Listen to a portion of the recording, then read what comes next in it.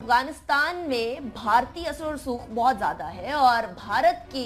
ईमा पर कई पाकिस्तानियों को जासूस डिक्लेयर करके वहीं कैद किया हुआ है और अब पाकिस्तान को ये कोशिश करनी होगी कि उन पाकिस्तानियों को वापस लेकर आए। सोहेल साहब, इस हवाले से क्या कोशिशें जारी हैं? अनिका, ये सरकारी अदाद-ओ-शुमार पेश किए गए हैं पार्लियामेंट हाउस के अंदर और ये मेरे लिए बहुत हैरानकुन बात थी। पाकिस्तान जिसने लाखों मुहाजिरीन को गुज़श्ता 3 दहाइयों से पाकिस्तान के अंदर पनाह दी, उनकी कफालत की, उनकी सरपरस्ती की, अब उन्हीं पाकिस्तानी के ऊपर अफगानिस्तान के अंदर भी जासूसी के इल्जामात लग रहे हैं और लोगों को गिरफ्तार किए जा रहे हैं। 218 ऐसे पाकिस्तानी हैं जिन्हें अफगानियों ने गिरफ्तार कर रखा है और कहा यह जा रहा है कि भारत जो जिस तरीके से पाकिस्तान के अंदर जासूसी की सरगर्मियां करता है और जिस तरीके से पाकिस्तान के हालात को खराब करने की कोशिश करता है और पाकिस्तान उसके रास्ते में रुकावट डालता है और फिर कुलभूषण जाधव जैसे बड़े बड़े जब जासूस पकड़े जाते हैं तो भारत डायरेक्टली तो अपने एजेंडे के ऊपर जब कामयाब नहीं हो जाता तो अफगानिस्तान को यूटिलाइज कर रहा है और अफगान हुकूमत भी उनके आलाकार बने हुए हैं। 218 पाकिस्तानियों को इस इल्जाम में गिरफ्तार किया गया है कि वो अफगानिस्तान के अंदर जासूसी, दहशतगर्दी, कत्ल गारत की मुख्तलिफ कार्रवाइयों में मुलविस हैं। और सबसे बड़ा अलमिया वहां पर यह पेश आ रहा है कि जो ऐसे ये जो पाकिस्तानी जिन्हें अफगानिस्तान ने गिरफ्तार किया है, चूंकि पाकिस्तान और भारत के अफगानिस्तान के साथ पाकिस्तान के दरमियान दोनों मुल्कों के दरमियान कोई मुजरमों की हवालगी को बाज़ाब्ता मुआहिदा नहीं है, तो अब एक ही ऑप्शन है कि जिन लोगों को उन्होंने गिरफ्तार किया उनके खिलाफ अफगानिस्तान के अंदर ही उन कानून के मुताबिक कार्रवाई होती है, उनका ट्रायल होगा। अब जब वहां पर यह बताया गया कि वजारत खारजा की जानिब से कि पाकिस्तानी मिशन वहां पर जब कौंसलर ऐसे पाकिस्तानियों तक रसाई की कोशिश करता है कि उन्हें कानूनी उन्हें मावनत फराहम की जा सके, उनका जो मसला है वो सुन के वहां पर कोर्ट में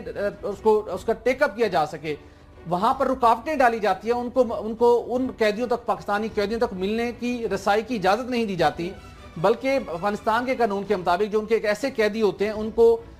मुलाकात के साथ साथ अद्वियात या कपड़े कुछ आपने फराहम करना चाहते हैं तो वो अलाउ है, लेकिन पाकिस्तानी कैदियों तक अगर पाकिस्तानी मिशन से कोई जाता है मिलने के लिए, ना तो मिलने की इजाजत दी जाती है, ना उन्हें अगर उनकी तबीयत नासाज है उनको अद्वियात फराहम करने की इजाजत दी जाती है और ना ही कुछ और कोई सहूलियात उन्हें अगर जो उनके कानून के मुताबिक इजाजत है नहीं दी जाती। ये अफगानिस्तान का एक ऐसा दोहरा म्यार है कि जिसकी बुनियाद के ऊपर पाकिस्तान और अफगानिस्तान के तल्लुकात आने वाले दिनों के अंदर इस बुनियाद के ऊपर भी ये एक बड़ा क्वेश्चन है कि पाकिस्तान जहां पर इतनी एफर्ट करता है, आपके अफगानिस्तान के अंदर क्या अमन के लिए पाकिस्तान इतनी कोशिश कर रहा है, इतनी बड़ी तादाद के अंदर मुहाजिरीन को हमने पनाह दी है, उन्हीं के ऊपर अफगानिस्तान भारत की माँ के ऊपर आप जासूसी के इल्जामात करके उनको गिरफ्तार करें और फिर कानून के मुताबिक उनको ट्रीट भी नहीं कर। सही है। अच्छा राव साहब, ये बड़ा हिस्टोरिकल मसला आ रहा है अफगानिस्तान का कि पाकिस्तान चाहे जो मर्जी कर ले, जितने मर्जी अफगानियों को यहाँ पनाह दे दे, रेफ्यूजीज रखे कई सालों तक, कई दहाइयों तक रखे, उसके बावजूद भी वहां से शुक्रगुजार होने की बजाय इसी तरह की खबरें हम लोगों को सामने नजर आती हैं। और इंडिया जरा सी उनकी पार्लियामेंट की बिल्डिंग बना दे तो फिर वो इंडिया के राग गलापने लग जाते हैं, वहां जाकर जो है वहां के अफगानिस्तान के प्रीमियर्स इंडिया जाकर अब पाकिस्तान के खिलाफ बात करने लग जाते हैं। लेकिन हैरत इस बात की है कि दो हमसाया मुमालिक हैं, एक्स्ट्राडिशन ट्रीटी कोई नहीं। ये बड़ी अनफॉर्चुनेट बात है कि पाकिस्तान और अफगानिस्तान जिस तरह से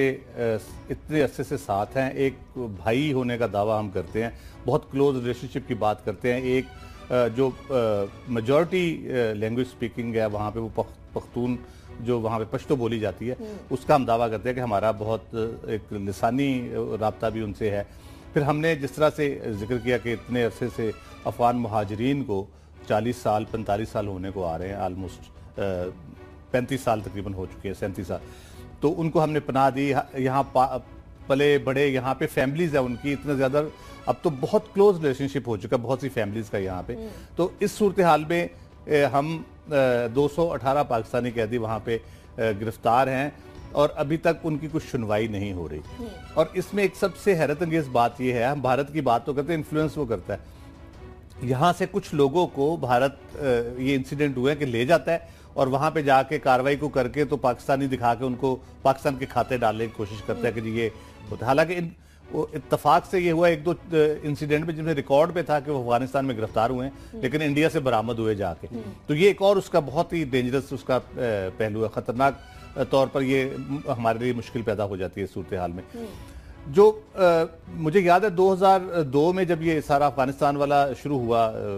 अमेरिका का हमला, तो सूफी मोहम्मद साहब लश्कर लेके पहुंच गए थे वहां पे लड़ने के लिए। तो वो बहुत से बच्चे थे, उसमें कुछ नौजवान भी थे, कोई 300-400 लोग वहां पे गिरफ्तार कर लिए गए। تو 2003 میں پاکستان نے نیگوشیٹ کر کے گڈ ول جیسچر کے طور پہ انہوں نے ریلیز کیا تھا، اگرچہ امریکنز نے اس میں مین رول پلے کیا،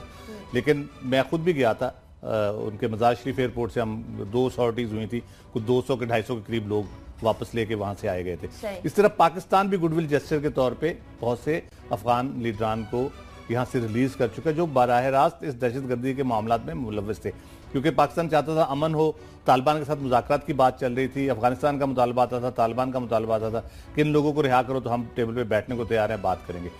تو یہ ہوتا رہا ہے، یہ انپریسیڈنٹڈ نہیں ہے۔ اس میں کرنے کی بات یہ ہمارے فارن آفس اور وہاں پہ ہمارا جو مشن ہے اس کا بہت امپورٹنٹ رول ہے کہ وہ اپروچ کر کے ان میں سے جو ایسے لوگ ہیں جن کو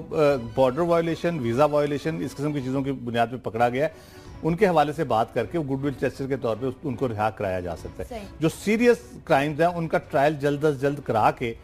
جو بھی ان کی سزا ہے ان کی یہاں سب سے بڑی مشکل آ رہی ہے وزارت خارجہ کو، ان کا یہ کہنا ہے کہ ان قیدیوں تک جنہیں گرفتار کیا گیا ہے پاکستانی مشن کو رسائی نہیں دی جاتی تاکہ ایٹ لیسٹ اندازہ ہو سکے کن کن جرائم کے اندر کن لوگوں کو گرفتار کیا جا چکا ہے، اور جس طرح آپ نے کہا جو وائلیشن کی بات ہے، بارڈر وائلیشن کی یا کچھ اور مسائل کی، ایٹ لیسٹ ان کو پاکستان بھیجا جا سکے۔ تو افغانستان کا بڑا ایک عجیب سا رویہ ہے پاکستان کے ساتھ، یہ چیز انڈیکیٹ کرتی ہے کہ بہت ہی لو لیول پہ اس کو آپریٹ کیا جا رہا ہے، ان کو سیریسلی نہیں لیا جا رہا۔ جس طرح کلبھوشن کے بارے میں بھارت بات کر رہا ہے، اگر ہم اپنے 218 لوگوں کے بارے میں، وہ ایک کے بارے میں سے ہم 218 لوگوں کے بارے میں افغانستان گورنمنٹ سے ایک اس لیول پہ بات کریں، پارلیمنٹ سے، فارن آفس کے ہائیسٹ لیول پہ، پرائم منسٹر کے لیول پہ، جو فارن منسٹر بھی ہیں، تو میرا خیال ہے کہ یہ مسئلہ حل ہو سکتا ہے۔ چلیے، مسئلہ حل ہو سکتا ہے، لیکن مسئلے کو حل کرنے کے لیے چاہیے ہوتی ہے ول، اور ول یہاں تب آئے گی جب ہم ڈیفینیٹلی پورے فل تھروٹل کے ساتھ اس مسئلے کو ٹیک اپ کریں گے۔ امریکہ کو انوالو کریے، چائنا کو انوالو کریے، ایون یہ کہ افغانستان کی گورنمنٹ کے ساتھ ڈائریکٹ انوالومنٹ کر کے اس مسئلے کو حل کرایا جا سکتا ہے، لیکن وہی بات، ول ہوگی تو کام ہو جائے۔ ناظرین، کل شام کو 7 بجے افغانستان کے مقامی وقت 7 بجے کے قریب امریکہ کی طرف سے ایک ایسا نان نیوکلیئر بام داغا گیا افغانستان کے علاقے ننگرہار، صوبے ننگرہار میں، جس کو MOAB بھی کہا جاتا ہے، یعنی میسو آرڈیننس ایئر بلاسٹ، جس کو شارٹ فارم میں مدر آف آل بامز بھی کہا جاتا ہے۔ اب یہ بام کہا جاتا ہے کہ nuclear bombs, naan nuclear bombs کے اندر سب سے بڑا ہے۔ جب یہ بنا تھا، ڈیولپ ہوا تھا، تو یہ اپنی طرز کا ایک ایسا بم تھا جو کہ سب سے میسو تھا۔ ٹوٹل کہا جاتا ہے کہ تقریباً 22,600 پاؤنڈز کے قریب اس کا وزن ہے، اور اس کے اندر 18,700 پاؤنڈز کے قریب ایکسپلوسیو موجود ہے۔ اب ایسا بم افغانستان میں داغا گیا ہے ایسے موقع کے اوپر جب امریکہ سے کچھ یہاں انوائے بھی آنا ہے پاکستان کے اندر۔ کیا وجوہات تھی؟ ISIS کے بارے میں کہا گیا کہ نشانہ بنایا گیا، کیا ٹرمپ کی پالیسی تھی یا اسٹیبلشمنٹ کی پالیسی کو ٹرمپ ٹو کر رہے ہیں؟ جس طریقے سے انہوں نے دعوے کیے تھے وہ دعوے پورے نہیں کر پا رہے، کیا ہے؟ اس حوالے سے بات کریں گے، لیکن اس سے پہلے میں اپنے پینل کا تعارف کرواؤں گی۔ میرے ساتھ موجود ہیں راؤ خالد صاحب، ایڈیٹر ہیں روزنامہ 92 نیوز کے، بہت شکریہ راؤ صاحب آپ نے جوائن کیا۔ سہیل اقبال بھٹی صاحب ہمارے ساتھ موجود ہیں، پولیٹیکل اینالسٹ ہیں، بہت شکریہ سہیل صاحب آپ نے جوائن کیا۔ راؤ صاحب، سٹارٹنگ فرام یو، ٹرمپ کے بارے میں ویسے ہی جب کیمپین کر رہے تھے تو معلوم ہو رہا تھا کہ جنگی جنون کے بارے میں بہت زیادہ وہ ان کے بارے میں ان کے اندر پایا جاتا ہے، اور ان کو کہا جاتا ہے ان کو ملیگننٹ نارسسزم ہے، یعنی اپنی بہت زیادہ تعریفیں کرنا۔ ایون یہ کہ شی جن پنگ کے ساتھ ان کا کوئی ڈنر ہو رہا تھا تو ان کو یہ بھی نہیں پتا تھا کہ کتنے بم داغے گئے، کہاں داغے گئے اینڈ آل دیٹ، لیکن اس کے بعد پھر افغانستان والا واقعہ ہوتا ہے، اور وہ کیک کی بات کرے تھے اس ٹائم، افغانستان والا واقعہ ہوتا ہے، کہا جاتا ہے کہ داعش کو اٹیک کرنے کے لیے، داعش کو ختم کرنے کے لیے اور امریکی فوج کے کام کو آسان بنانے کے لیے کیا گیا۔ کیا اس کا وہ رزلٹ ہوگا جو ایکسپیکٹ کیا جا رہا ہے امریکی اسٹیبلشمنٹ کی طرف سے؟ دیکھیں، وہ بڑی لانگ ٹرم پلاننگ کرتے ہیں، پتہ نہیں کب سے یہ سوچ رہے ہوں گے کہ یہاں پہ کس طرح سے چیزوں کو دوبارہ ٹریگر کرنا ہے۔ اس خطے میں تھوڑا سا بہتری کی صورتحال پیدا ہو رہی تھی، تو وہ یقیناً انہوں نے کچھ پلان کیا ہوگا، اس کے کچھ مقاصد بھی ہوں گے جو یہ چیزیں ہو رہی، لیکن اگر آپ کو یاد ہو ہم نے کچھ دن پہلے ڈسکس کیا تھا سارا اوورآل جو انٹرنیشنل سینیریو ہے، اور اس کانٹیکسٹ میں کیا تھا جب عمران خان سے چیف آف آرمی اسٹاف کی ملاقات ہوئی، تو وہ ایک صورتحال اس وقت میں نے یہ بات بھی کہی تھی کہ لگ یہ رہا ہے کہ یہ شاید آخری ضرب لگانے جا رہے ہیں اس خطے میں، اور پرٹیکولرلی افغانستان اور پاکستان کے بارڈر ایریا میں جو ساری ایکٹیویٹی ہے ٹیررسٹ کی، تو اس پہ کچھ کرنے جا رہے ہیں۔ یہ اس کا بھی ایک شاخسانہ ہو سکتا ہے۔ دوسرا جو ٹرمپ کی جو اپروچ ہے، جنگی جنون بھی ہم کہہ سکتے ہیں، لیکن زیادہ تر وہ اس کی جو نفرت ہے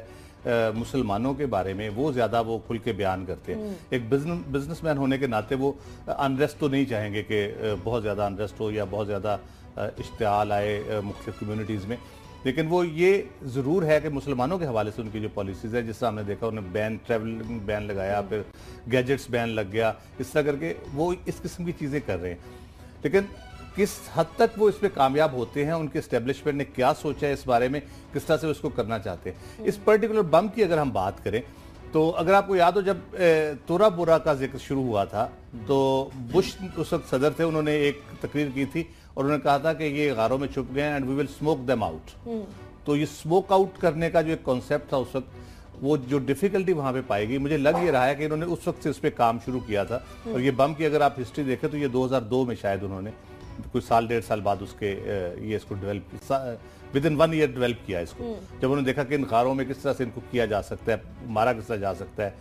ڈیزی کٹر پھر انہوں نے یوز کی اس وقت، اور یہ اس کے استعمال کا ابھی تک کوئی میرا خیال ہے پہلے کوئی استعمال کی اس کی مثال نہیں ملتی، یا مجھے نہیں پتا کہ کوئی استعمال ہوا ہے کہیں پہ۔ یہ شاید ایک تجرباتی حملہ بھی ہو، کیونکہ وہ نارملی یہ کرتے ہیں۔ امریکہ کی یہ بھی بڑی بری ہسٹری ہے کہ انہوں نے اپنے جو ادھر ریڈ انڈینز تھے ان کے اوپر جتنے کیمیکل ہتھیاروں کے، جتنے اس قسم کی چیزیں ہتھیار بناتے ان پہ تجربہ کرتے تھے، جس کی بہت ایک ورسٹ ہسٹری ہے، اور اس پہ بہت زیادہ لان تان بھی ہوئی امریکن جو اسٹیبلشمنٹ ہے اس کے اوپر۔ یہ ایک تجرباتی حملہ بھی ہو سکتا ہے، لیکن جو پہلے میں نے بات کی کہ یہ بنیادی طور پہ اس خطے میں جو ایک ویو ختم کرنے کی بات ہو رہی ہے ٹیررزم کی، جو ہم نے بہت زیادہ جس پہ کام ہم کر چکے ہیں پاکستان کے اندر بھی، بارڈر ایریاز میں خاص طور پہ ناردرن وزیرستان اور سادرن وزیرستان کے علاقہ میں جیسے صاف کیا، اور جو ہم وہاں پہ اپنی رٹ قائم کر چکے ہیں آلموسٹ، تو اب ادھر بارڈر کی اس سائیڈ پہ جو ہمیں انفلٹریشن ہوتی ہے، یا وہاں سے جو لوگ آتے ہیں حملہ کرتے ہیں یا انفلٹریٹ کر کے پاکستان کے اندر کاروائیاں کرتے ہیں، ان کو روکنے کی بات ہے۔ اب یہ بارڈر ایریا کا اٹیک ہے ایک، تو دوسرا جو امریکہ اور پاکستان اور افغانستان کے درمیان ایک اس بارے میں ایک بڑا کہہ لے کہ سوچا سمجھا ایک اسٹریٹجی بنا کے الائنس بننے جا رہا ہے اس کے خلاف، اب نئی جو ویو شروع ہونے جا رہی ہے ٹیررزم کے خلاف اس خطے میں، یہ اس کا بھی ایک شاخسانہ لگتا ہے۔ ٹھیک، چلیے سہیل صاحب، اتنا ضرور ہے کہ امریکہ کی ایک چیز سامنے آ گئی کہ ہیروشیما ناگاساکی، آپ کو یاد ہے نیوکلیئر بام داغا، امریکہ نے داغا، پہلا ایسا کنٹری تھا اور ابھی تک اللہ کا شکر آخری ہے۔ اب نان نیوکلیئر بام کی بات کر لیں اتنے میسو لیول کے اوپر، وہ بھی امریکہ ہی ہے پہلا جس نے اتنا بڑا لیول کے اوپر ایک بام جو ہے وہ داغا افغانستان کے اندر۔ کیا یہ کہا جا سکتا ہے کہ امریکہ کی ساری پرانی پالیسیز جو بوٹس آن گراؤنڈ تھے، جو اسپیسیفک ٹارگیٹڈ آپریشنز تھے، ڈرون اٹیکس تھے، وہ سارے فیل ہو گئے اور یہ لاسٹ حربہ تھا، آخری جو سلوشن ہے اس کے طور پر اس کو بام کو استعمال کیا گیا؟ انیکا دیکھیں، امریکہ کی جانب سے گزشتہ روز جو افغانستان کے اندر یہ نان نیوکلیئر بام جو حملہ کیا گیا، یہ اس بات کا ثبوت ہے کہ امریکہ اس خطے کے اندر امن نہیں چاہتا، اور سب سے امن کا بڑا دشمن لگتا ہے امریکہ ہی ہے۔ اس کی وجہ یہ ہے کہ آپ کو یاد ہوگا کہ افغانستان کے اندر جو دہشت گردی کا سلسلہ جاری تھا اور جو ایک جنگ جاری تھی، اس کے خاتمے کے لیے اور قیام امن کے لیے پاکستان نے کتنا اہم کردار ہمیشہ ادا کیا، اور اس سلسلے میں پہلے 2 مرتبہ جو پاکستان کی جانب سے کوشش کی گئی تو اس مرتبہ بھی اسی قسم کے اقدامات کیے گئے۔ امریکہ اور اس کے جو دوست اتحاد ممالک تھے ان کی جانب پہلی مرتبہ جب یہ کوشش کی گئی، آپ کو یاد ہوگا کہ مری میں مذاکرات ہو رہے تھے، تمام لوگ ایک پیج پہ لائے گا کہ بیٹھ کے امن کا راستہ ہموار کرنے کے لیے بات چیت کی جائے۔ تو آپ کو یاد ہوگا کہ اس وقت یہ خبر فلوٹ کر دی گئی تھی کہ جو طالبان کے جو سربراہ تھے ملا منصور سے پہلے جو ان کے صوفی محمد سوری ان کے افغانستان میں جو ملا عمر کے ان کی پہلے کافی عرصہ پہلے ان کی ہلاکت ہو چکی تھی، اس وقت اس خبر کو لیک کیا گیا، مذاکرات کا عمل سبوتاژ ہو گیا۔ دوسری مرتبہ پھر کوشش کی گئی تو پھر بلوچستان کے اندر جو ڈرون اٹیک کیا گیا، ملا منصور کو مار دیا گیا، پھر مذاکرات کا عمل متاثر کر دیا گیا۔ اس کے بعد رشیا اور چین نے اور اس خطے کے دیگر ممالک جو اس سارے افغانستان کی وجہ سے متاثر تھے، 12 ممالک ہیں، آج وہ ماسکو میں اکٹھے ہو رہے ہیں افغانستان کے اندر امن کے لیے، اور طالبان کو بھی کنونس کر کے کوشش کی گئی تھی اس امن مذاکرات کا حصہ بنایا جائے، افغانستان کے اندر حالات کو بہتر کیا جائے۔ آج جب وہ کانفرنس شروع ہونی ہے، اس سے ٹھیک 1 روز قبل امریکہ نے ISIS کے نام نہاد جو ان کا باہر افغانستان کے اندر ان کا انفلوئنس تھا، اس کو بنیاد بنا کر وہ بم استعمال کر دیا ہے، جس کا جو بہت خطرناک ہے۔ ابھی کیجویلٹیز تو سامنے نہیں آئی، اور اس کی آپ اس چیز سے اندازہ لگا سکتے ہیں جو ہیروشیما کے اوپر امریکہ نے جو بم گرایا تھا، لٹل بوائے نامی بم، اس کے اندر جو तबाहकारी के लिए जो एनर्जी उससे एक्सप्लॉइट हुई थी उसका मिकदार थी 15 टन। सही है। TNT उस एनर्जी को बोला जाता है, और इस बम के अंदर जो CNN ने रिपोर्ट किया है वो 11 टन TNT एनर्जी को इस्तेमाल किया गया। अगरचे कि इसकी कहा जा रहा है कि इसकी जो वेव्स होंगी वह महदूद इलाके तक ही रहेंगी, लेकिन अमेरिका ने मेरे ख्याल के मुताबिक ये बम पर हमला करके ये पैगाम दिया है कि अफगानिस्तान के अंदर वो नहीं चाहते कि अमन का क्याम हो, और वो दीगर पाकिस्तान समेत दीगर ताकतें जो अमन के क्याम के लिए राह हमवार करने की कोशिश कर रही है, अमेरिका खुद उसके अंदर बड़ी रुकावट है। अमेरिका की और बहुत बड़ी एक एग्जांपल है, इराक को इन्होंने तह उबाला किया, तहस नहस किया कि उनके पास केमियाई हथियार हैं, जंग की तबाह कर दिया। उसके बाद इनके अपने रिपोर्ट्स के माहिरीन ने कहा कि उनके पास कोई ऐसे बम साबित नहीं हुए। अफगानिस्तान अभी आपने रिसेंटली शाम के अंदर अटैक किया, तो अमेरिका लगता है ऐसा है कि दुनिया को एक दूसरी एक बड़ी आलमी जंग की तरफ धकेल के ले जाने की कोशिश कर रहा है, और जो ममालिक अमन की कोशिश करते हैं उनको सबूताज करने के लिए अमेरिका ही सरफहरिस्त दिखाई देता है। बड़ा खतरनाक है। उस टाइम पर इराक के बारे में जब टोनी ब्लेयर थे और बुश थे और IAEA के सरबराह अल-बरादी थे, वेपन्स ऑफ मास डिस्ट्रक्शन इतनी बातें की गई कि सारे को कन्विंस कर लिया गया कि वाकई में इराक में वेपन्स ऑफ मास डिस्ट्रक्शन है। क्या अफगानिस्तान के हवाले से अगर इस तरह की बातें की जा रही हैं और ISIS की वहां मौजूदगी है, तो क्या बूट्स ऑन ग्राउंड वहां जो थे ऑलरेडी वहां सोल्जर्स मौजूद हैं अमेरिका के, क्या वो नाकाम हो गए जो इस बम की जरूरत पड़ी? ये सवाल आपके लिए छोड़े जा रहे हैं।